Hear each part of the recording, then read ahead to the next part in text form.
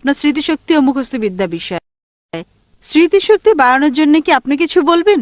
আমার স্মৃতিশক্তির ব্যাপারে এটা আল্লাহ সুবহানাহু ওয়া তাআলার দয়া। স্মৃতিশক্তি নিয়ে কোরআনে কোনো আয়াত আছে কিনা, লোকজন এই বিষয়ে আমাকে প্রশ্ন করলে যে আমার রহস্য কি, আপনার কি কম্পিউটার মেমোরি, রহস্যটা কি?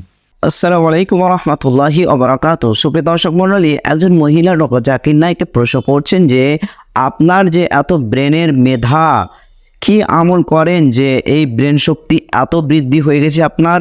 তো খুবই গুরুত্বপূর্ণ একটি প্রশ্ন। তো প্রশ্নের উত্তরটি আমরা জেনে আসি ডক্টর জাকির নাইকের কাছ থেকে। তো সম্পূর্ণ ভিডিওটি দেখতে থাকুন। আমার স্মৃতিশক্তির ব্যাপারে এটা আল্লাহ সুবহানাহু ওয়া তাআলার দয়া। স্মৃতিশক্তি নিয়ে কোরআনে কোনো আয়াত আছে কিনা, লোকজন এই বিষয়ে আমাকে প্রশ্ন করলে যে আমার রহস্য কি, আপনার কি কম্পিউটার মেমোরি, রহস্যটা কি? রহস্যটা কোরআনে দেওয়া আছে। দাওয়া ট্রেনিং প্রোগ্রামে আমার ছাত্রদের জন্য আমি যা করি, আমি বলি তিনটা জিনিসের দরকার। প্রথমটা হচ্ছে,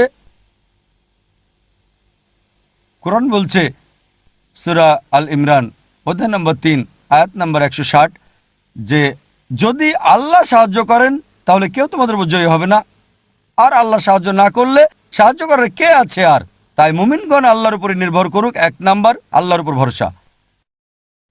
দ্বিতীয় হচ্ছে, কোরআন বলছে সূরা আনকাবুত অধ্যায় নম্বর 29 আয়াত নম্বর 69 যদি সংগ্রাম করেন আল্লাহ সুবহানাহু ওয়া তাআলার পথে, যদি চেষ্টা করেন, জিহাদ করেন আল্লাহ সুবহানাহু ওয়া তাআলার পথে, আল্লাহ আপনার জন্য পথ খুলে দেবেন। দ্বিতীয়টা কঠোর পরিশ্রম। তৃতীয় হচ্ছে, আল্লাহ বলেছেন সূরা আম্বিয়া অধ্যায় 21 আয়াত নম্বর 7 এবং সূরা নাহল অধ্যায় 16 আয়াত নম্বর 43 ফাসআলু আহলে যিকরি ইন কুনতুম লা তা'লামুন। যদি না জানো তবে জ্ঞানীদের জিজ্ঞেস করো। তৃতীয় হচ্ছে টেকনিক। আমাদের দাওয়া ট্রেনিং প্রোগ্রামে টেকনিক শেখানো হয়, আর লোকজন বলে ভাই জাকির কৌশলটা কি? আমি বলি সেটা তৃতীয়, কম গুরুত্বপূর্ণ। প্রথম হচ্ছে আল্লাহর উপর ভরসা। যত কৌশলী থাকুক, আপনি দেখবেন আমাদের অনেক ছাত্র MBA করেছে আর কৌশলের বিভিন্ন বিষয় মুখস্থ করেছে। ত্রিকোণ কৌশল সম্পর্কে জানেন কি না জানি না, আর এই সমস্ত বিষয়গুলো প্রথম দিকে তারা ভালো ছাত্র, পরে একেবারে নিচে নেমে যায়। আল্লাহর সাহায্য হলো সবচেয়ে বড়। যে কোনো কৌশল বা চতুরতা বা যে কোনো কিছুর চেয়ে ভালো প্রথম হচ্ছে আল্লাহর সাহায্য। যদি আল্লাহর রাস্তায় চেষ্টা করেন, তার পথে সংগ্রাম করেন, তাহলে সফল হবেন। যদি সফল না হন, সঠিক পথে চেষ্টা করছেন না, আপনি আল্লাহ সুবহানাহু ওয়া তাআলার পথে। স্মৃতিশক্তির বিষয়টা কম গুরুত্বপূর্ণ। আমরা ট্রেনিং করাই, 40 দিনের ট্রেনিং কোর্স, মানুষদের ট্রেনিং দিই, আর মাশাআল্লাহ আমার ছাত্ররাও আলহামদুলিল্লাহ উদ্ধৃতি দিতে পারে। অধ্যায় নাম্বার, আয়াত নাম্বার, অধ্যায়, আয়াত। দাওয়া ট্রেনিং করায় পৃথিবীর বিভিন্ন অংশ থেকে ছাত্ররা আসে, কিভাবে লেকচার দিতে হবে তা শেখায়, কিভাবে প্রশ্ন উত্তর পর্ব সামলাতে হবে সেটা শেখায়। ট্রেনিং দেই, কঠোর পরিশ্রম করতে হয়। এবার যদি কোরআনের আয়াত দেখেন, আমার আলোচনা শুরু করার আগে আমি সব সময় কোরআনের উদ্ধৃতি দিই। সূরা তাহা অধ্যায় নম্বর 20 আয়াত 25 থেকে 28 বলা হয়েছে, রব্বি ইশরাহ লি সাদরি। এই দোয়া করতেন যখন মহান প্রভু আল্লাহ সুবহানাহু ওয়া তাআলা মুসা আলাইহিস সালামকে বললেন যাও বার্তা পৌঁছে দাও।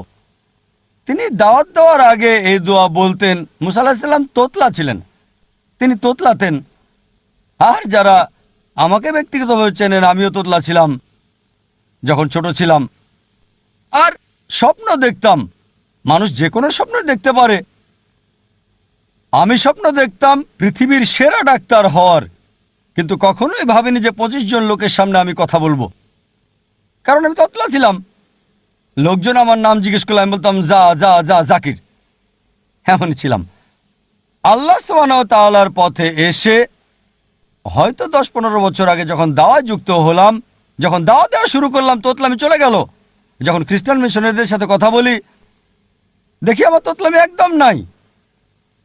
আমি স্টেজে উঠেছিলাম কারণ আমার সহকর্মী তখন পারছিল না, আমি শুরু করলাম। আর এখন স্টেজে আল্লাহর রহমতে শত শত হাজার হাজার লক্ষ লক্ষ লোকের সামনে আমি স্টেজে উঠে কথা বলি, আলহামদুলিল্লাহ। এবার কোরআনের আয়াতে আসি। যখন মুসাকে আল্লাহ সুবহানাহু ওয়া তাআলা বললেন ফেরাউন এবং তার লোকদের দাওয়াত দিতে, তিনি এই দোয়া পড়েছিলেন। এই দোয়া পড়েছিলেন সূরা তাহা অধ্যায় 20 আয়াত 25 থেকে 28 বলা হয়েছে, रब इश्रह ली सदरी হে আমার আল্লাহ, আমার বক্ষ প্রশস্ত করে দাও, আমার সাহস বাড়িয়ে দাও रब इश्रह ली सदरी वयस्सिर ली अमरी এবং আমার কাজকে সহজ করে দাও। रब इश्रह ली सदरी वयस्सिर ली अमरी वहलुल उक़दतम मिन लिसानी यफ़क़हू क़ौली। এবং আমার মুখের জড়তা দূর করে দাও। কারণ মুসা আলাইহিস সালাম তোতলা ছিলেন, আমিও তোতলা ছিলাম।